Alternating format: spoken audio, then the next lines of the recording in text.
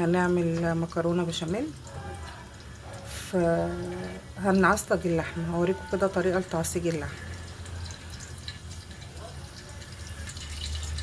حطينا معلقتين زبده، وحطينا بصل،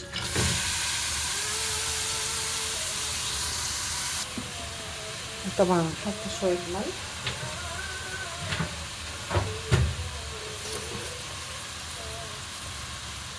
على البصلايه كده.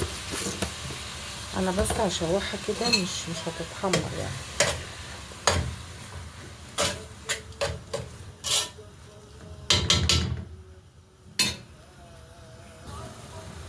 هنحط بقى عليها شويه فلفل. لازم تتبلي البصلايه عشان تعمل طعم كده الاول. لما تدبل البصلايه وتحطي عليها التوابل بتاعتها بتعمل طعم احلى قبل ما تحطي اللحم.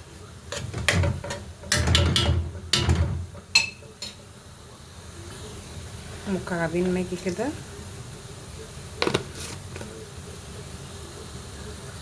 وهننزل عليهم بنص كيلو لحم.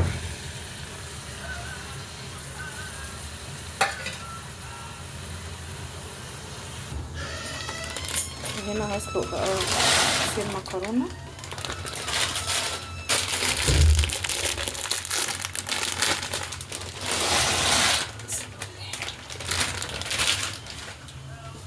نسيب شويه الملح،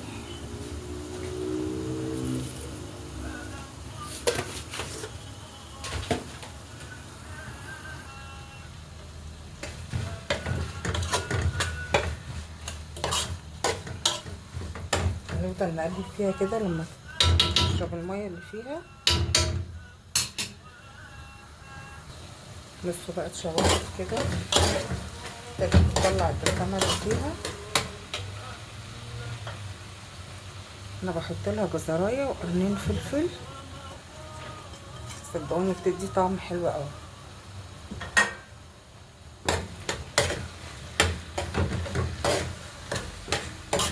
وشكل كده بيبقى شكلها احلى. وضربت قطيتين كده في الكبه.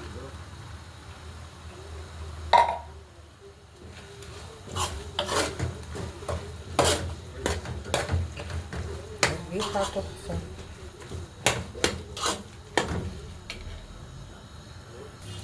بصوا بقى كده اتسبكت.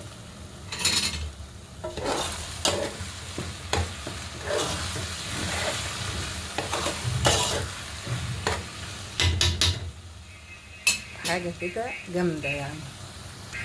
بصوا بقى يا حبايبي، ده البشاميل. انا جبت عندي كيلو لبن. انا بعمل البشاميل ده على البارد،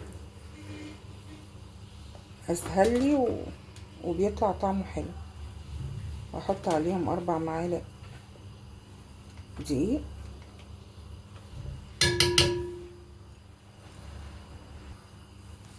وشويه ملح،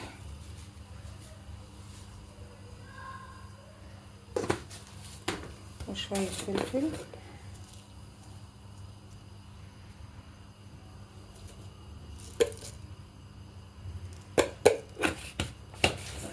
وبحط مكعبين ماجي.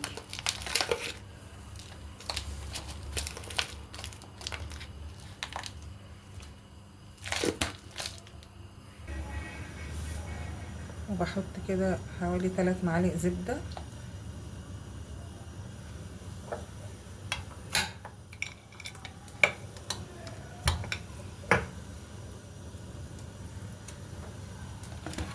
وهحط شوية مية.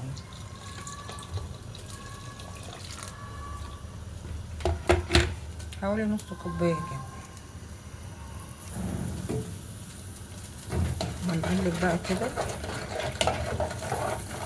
وايدك فيه، ولو حسيتي ان هو تقيل هتخففيه شويه ميه وشويه لبن.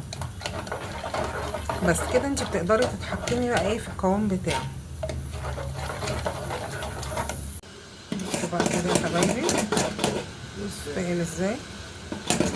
بس انا مش بحبها تقيله يعني، انا برضو ايه بحبها تبقى خفيفه كده.